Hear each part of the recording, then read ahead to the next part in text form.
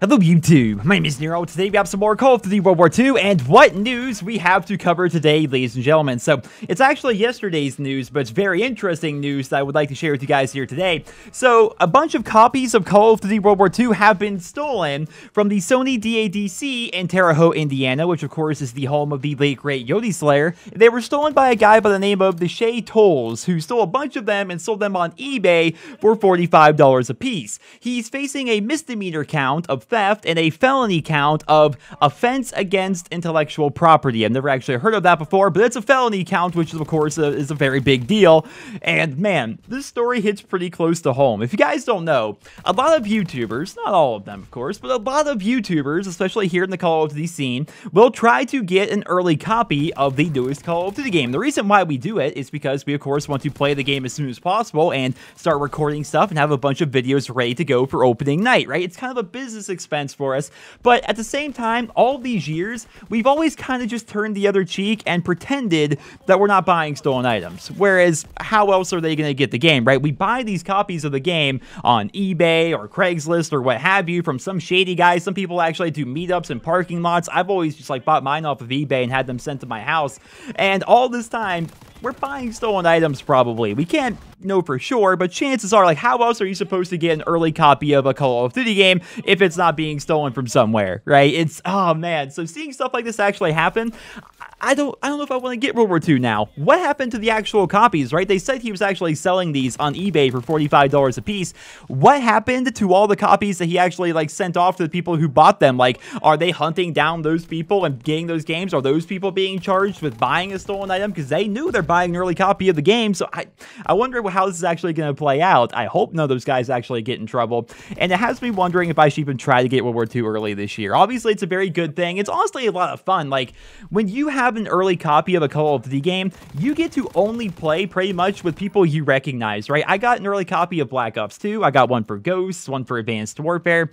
I don't think I got one for Black Ops 3, and I definitely did get one for Infinite Warfare, but I remember back in Black Ops 2, what you're actually watching is early footage of me playing the Black Ops 2 multiplayer. Mr. Boss for the Win is there, Wildcat's there, Vanoss is there, and nobody on the other team is recognizable, but we would routinely run into other content creators, right? Like T. Martin and Woody's Gamer Tag, and a bunch of the old school guys, right? Like, we would always run into these people, and it's a lot of fun to have the game early. It really is. But knowing that most of this stuff is actually being stolen, I don't know, man. I don't know if I'm even going to try and get one this year, because it just seems like a lot of work that for something that may not actually work out. You are talking about potentially stolen items here. So I don't know. It's a weird situation we have here in the COD community, right? Because despite all this happening, I can guarantee some of your favorite YouTubers are going to start making posts on Twitter soon showing them holding a copy of Call of Duty World War II, because it's a thing that we do every single year, but everyone just kind of forgets that we're talking about potentially stolen items here. So I don't know. It's definitely a very interesting story, but I will say, as somebody who has purchased a lot of early copies of Call of Duty games,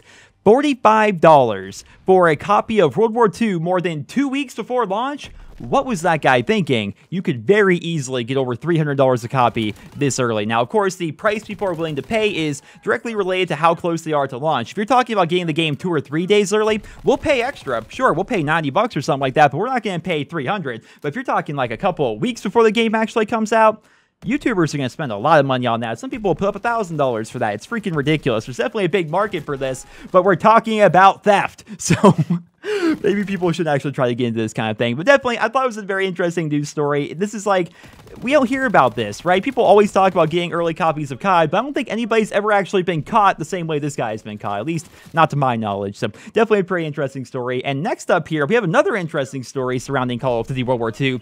The beta servers went live again temporarily. So it happened yesterday. The World War II beta servers went live for about 15 minutes, and nobody really knows why they went up. My theory, personally, is perhaps Activision did it intentionally as a way to distract us from the patent that came out a couple of days ago, which revealed how freaking evil their corporation actually is. Well, they claim none of it's actually in the game, but you guys know what I'm talking about. The video I made a couple of days ago with that freaking patent. Ridiculous. I don't even want to get back into it. But for some reason, the servers went back up yesterday, and some fans were actually quick enough to actually hop on and see what was up with the new build of Call of Duty World War II.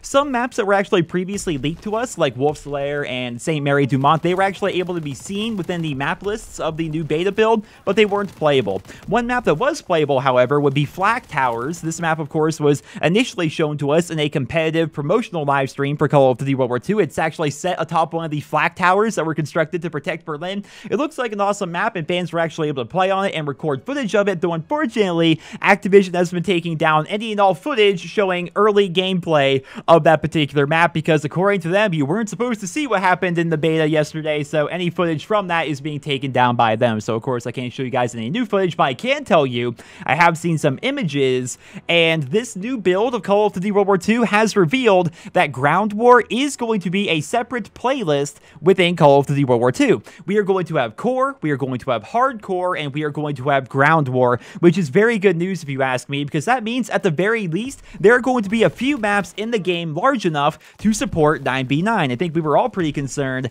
that the maps in World War II were going to be very tiny all the time, and they were so small that Ground War couldn't even be a thing. Well, it turns out Ground War is going to be a thing. At least it was there in the beta build that we saw yesterday, so definitely interested to learn more about that. I love Ground War. For those that don't know, like, I'm sure you do if you watch my gameplay, like, that's all I play pretty much is Ground War. I love Ground War, so I'm happy to see it for Call of Duty WWII. But aside from that, guys, we don't really have a ton of quote-unquote new information that was revealed by the beta briefly going back online yesterday.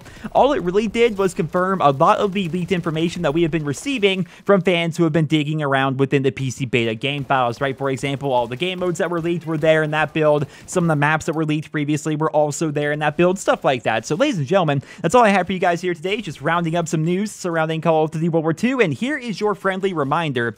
We are just over 2 weeks away from the official launch of Call of Duty WWII. I am so excited for this game, and hopefully you guys are just as excited as I am, because I think it's going to be a fantastic year for the Call of Duty franchise. But until then, ladies and gentlemen, that's all I have for you guys here today. Thank you all so much for listening, and I hope you guys all have a wonderful day.